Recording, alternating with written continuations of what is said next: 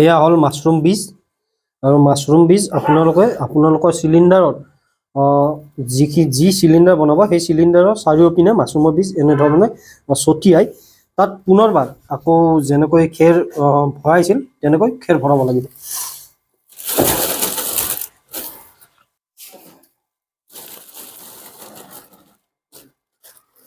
সজা হোৱাৰ পিছত মাশৰুমৰ যি চিলিণ্ডাৰ আছে এই চিলিণ্ডাৰ এনেকৈ ৰছীৰ সহায়ত ওলমাই থ'ব লাগে আৰু ওলমাই থোৱাৰ পিছত এই যি মাশৰুমৰ চিলিণ্ডাৰ আছে এই মাশৰুমৰ চিলিণ্ডাৰৰ পৰা প্ৰায় 1 কেজিৰ পৰা 1.5 কেজি মাশৰুম ওলাব আৰু এই মাশৰুম ওলোৱাৰ পিছত তিনিবাৰ যেতিয়া মাশৰুম ওলাব এটা চিলিণ্ডাৰৰ পৰা তাৰ পিছত এই চিলিণ্ডাৰটো আপোনালোকে নিজৰ ঘৰত খাৰ হিচাপে ব্যৱহাৰ কৰিব পাৰিব। আপুনিও মাশৰুম উৎপাদন কৰিব বিচাৰিছে নেকি অথবা মাশৰুম উৎপাদন কৰি আপুনি বজাৰ দখল কৰিব বিচাৰি আছে নেকি? যদি বিচাৰিছে তেন্তে আজি আমাৰ ভিডিঅ'ত আপোনালোকে গোটেইখিনি আপোনালোকৰ মনত যি প্ৰশ্নৰ উত্তৰ হৈছে সেই গোটেইখিনি প্ৰশ্নৰ উত্তৰ আজি আপোনালোকে পাব। মই এই মুহূৰ্তত নলবাৰীত আহি উপস্থিত হৈছোঁ আৰু নলবাৰীত দুগৰাকীকৈ শিক্ষিত যুৱকে যি তেওঁলোকে মাশৰুম উৎপাদন কৰি তেওঁলোকে বজাৰ দখল কৰাৰ যি প্ৰচেষ্টা হাতত লৈছে আৰু তেওঁলোকে ইতিমধ্যে বজাৰ দখল কৰিছে। তেওঁলোকে মাশৰুম ঘৰতে উৎপাদন কৰিছে। গোটেইখিনি আপোনালোকক দেখুৱাম আজি মাশৰুম উৎপাদনৰ প্ৰচেছটো কেনেকুৱা একদম আৰম্ভণিৰ পৰা শেষলৈকে আপোনালোকে গোটেইখিনি জানিব পাৰিব আমাৰ এই ভিডিঅ'ত। যদি আপোনালোকে ভাবি আছে যে মাশৰুম আপোনালোকে উৎপাদন কৰিম বুলি ভাবি আছে অথবা কিমান কি মূলধন লাগিব বা কেনেকুৱা প্ৰচেছটো গোটেইখিনি আপোনালোকে আজি জানিব পাৰিব আমাৰ এই ভিডিঅ'ত।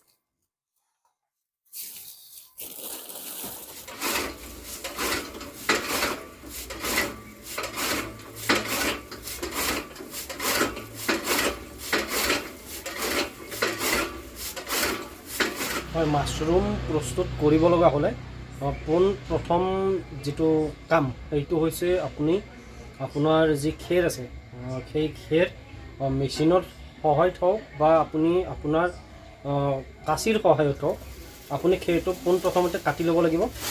ঠিক এনেদৰে কাটি ল'ব লাগিব। তাৰপিছত যিখিনি প্ৰচেছ আছে সেই প্ৰচেছখিনি আমি পিছত দেখুৱাম।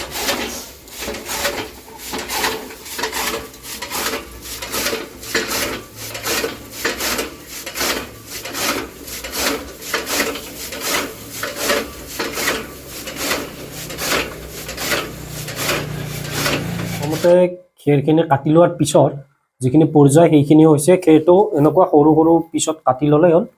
তাৰপিছত খেৰটোক বইল কৰিব লাগিব চূণ পানীৰ সহায়ত।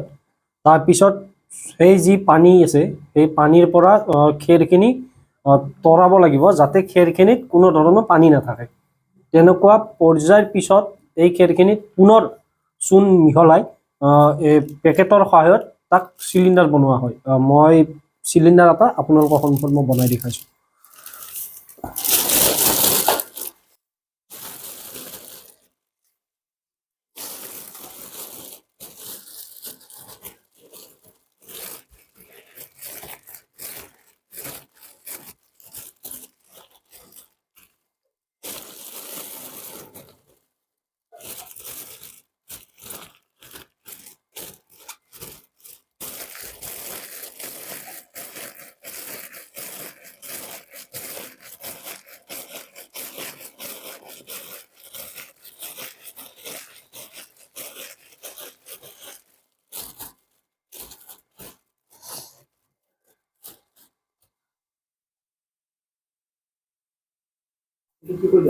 এয়া হল মাশৰুম বীজ আৰু মাশৰুম বীজ আপোনালোকৰ চিলিণ্ডাৰত যি চিলিণ্ডাৰ বনাব সেই চিলিণ্ডাৰৰ চাৰিওপিনে মাশৰুমৰ বীজ এনেধৰণে ছটিয়াই তাত পুনৰবাৰ আকৌ যেনেকৈ খেৰ ভৰাইছিল তেনেকৈ খেৰ ভৰাব লাগিব।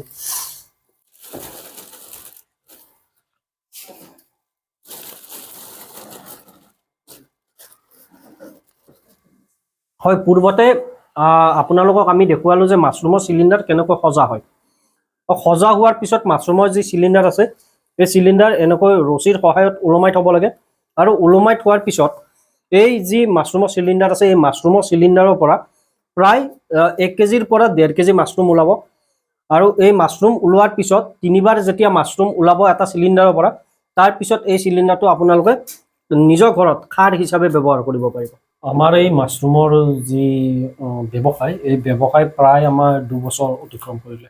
প্ৰথমতে আজিৰ তাৰিখত চাওক এনেকুৱা এটা কথা যে বহুত এনেকুৱা শিক্ষিত যুৱক যুৱতী আছে যে এক চৰকাৰী চাকৰিৰ হাবিয়াসত তেওঁলোকে বহুত দূৰলৈ অতিক্ৰম কৰিব লগা হৈছে বা বহু বেমেজালিৰ সৃষ্টি হৈছে তেখেতসকলৰ জীৱনত। কিন্তু আমি মোৰ লগৰ যিজন ল'ৰা আছে আমি দুয়ো মিলি আমি ভাবিলোঁ যে মাছৰুম খুব উপকাৰী বস্তু আৰু এই মাছৰুমৰ খেতি কেনেকৈ কৰে বা মাছৰুমৰ খেতি কৰিলে লাভৱান হয়নে নহয় সেইটো প্ৰথমতে আমি বুজ ল'লোঁ। আৰু পিছৰ পৰ্যায়ত আমাৰ এনেকুৱা হ'ল যে মোৰ লগৰজন আৰু মই আমি দুয়ো মিলিয়ে সেই মাছৰুমৰ যি ব্যৱসায় আছিল ব্যৱসায় সৰুকৈ প্ৰথমতে আমি 6টা 10টা চিলিণ্ডাৰৰ সহায়ত আমি মাছৰুমৰ ব্যৱসায়টো স্থাপন কৰিলোঁ আৰু তাৰপিছত এই মাছৰুমৰ যি ব্যৱসায় সেই ব্যৱসায় কিছু দূৰলৈ আমি প্ৰসাৰিত কৰিব পাৰিলোঁ আৰু আজি ইমানখিনি সক্ষম হৈছোঁ যে আমাৰ বিভিন্ন স্থানত আমাৰ এই ফাৰ্মৰ মাছৰুম বিভিন্ন স্থানত যায় আৰু তাত গ্ৰাহকসকলে খুবেই পচন্দ কৰে। মাছৰুমসমূহ বিক্ৰী ক'ত কৰে আপোনালোকে? নলবাৰীতে কৰে নে বজাৰত? মাছৰুম ঠিক আমাৰ নলবাৰী বুলি নহয়, নলবাৰী, গুৱাহাটী, ৰঙিয়া, আপোনাৰ আপাৰ আছাম গোটেইবিলাকত আমাৰ মাছৰুম যায়।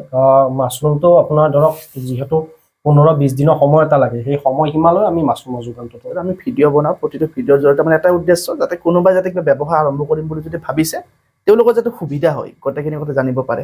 তো আজি আমি আপোনালোকৰ ওচৰত আহিছোঁ বা আপোনালোকে যে মাছৰুম উৎপাদন কৰি আছে, মূলধন কিমান লাগিছিল আপোনালোকৰ আজি প্ৰায় 2 বছৰ আগতে আৰম্ভ কৰিছে? মাছৰুম উৎপাদন কৰিব লগা হ'লে মূলধনৰ সিমান বেছি এটা প্ৰয়োজন মই নাই বুলি ভাবোঁ, কাৰণ খেৰ, মাছৰুমৰ প্ৰধান বস্তু হৈছে খেৰ আৰু মাছৰুমৰ বীজ।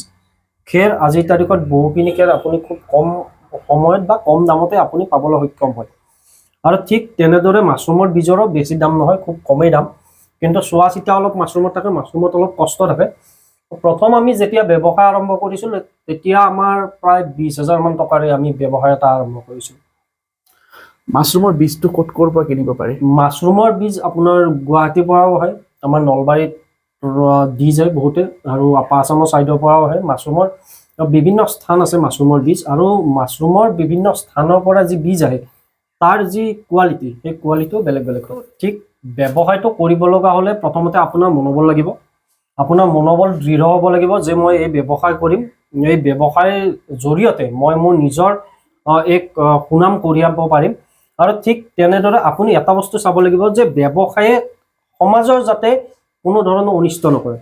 আজি আপোনাৰ ধৰি লওক মাছৰুমৰ যিখন ব্যৱসায়, এই মাছৰুমৰ ব্যৱসায় আপুনি উদাহৰণস্বৰূপে যদি ধৰে তেতিয়াহ'লে আপোনালোকে গম পাব বা বুজিব যে মাছৰুমৰ উপকাৰিতা কিমান। আৰু সেয়ে আমি মাছৰুমৰ ব্যৱসায় আমি সেইকাৰণে বাছি লৈছোঁ যে ইয়াৰ উপকাৰিতা আছে আৰু জনসাধাৰণে এই যি মাছৰুম, এই মাছৰুম খাই ভাল পায় বা মাছৰুমৰ চাহিদা বহুত, সেইবাবে আমি লৈছোঁ। আপোনালোককো মই আহ্বান জনাইছোঁ যে আপোনালোকেও বিভিন্ন ধৰণৰ চাকৰিৰ কিছুমান প্ৰলোভনত দৌৰি নিজৰ সময় ব্যয় নকৰি আপোনালোকে নিজৰ এক ব্যৱসায় স্থাপন কৰক, আৰু সেই ব্যৱসায়ে হয়তো এদিন নহয়, দুদিন নহয়, এবছৰ নহয়, আপোনালোকৰ 2-3 বছৰৰ ভিতৰত আপোনালোকে কৰা সেই ব্যৱসায়ত নিশ্চয় ফল পাব।